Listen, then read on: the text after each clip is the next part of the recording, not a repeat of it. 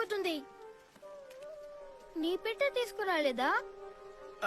అంటే అది నువ్వు కూడా వస్తున్నావు కదా? వస్తే బానే ఉంటుంది, కానీ జూలియా నాన్నగారు నేను ఇక్కడుంటే బాగుంటుందన్నారు. ఆయనకు సాయంగా నేను ఆలోచించాను. నేను కూడా ఇక్కడే సెటిల్ అయిపోతే బాగుంటుంది.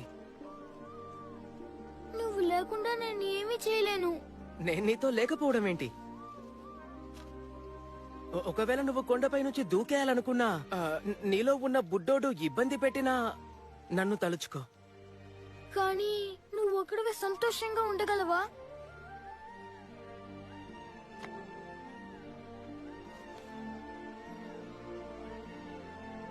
ఆ దీవిలో నేను ఒంటరిగా ఉండేవాణ్ణి. ఇప్పుడు చాలా మంది ఉన్నారు.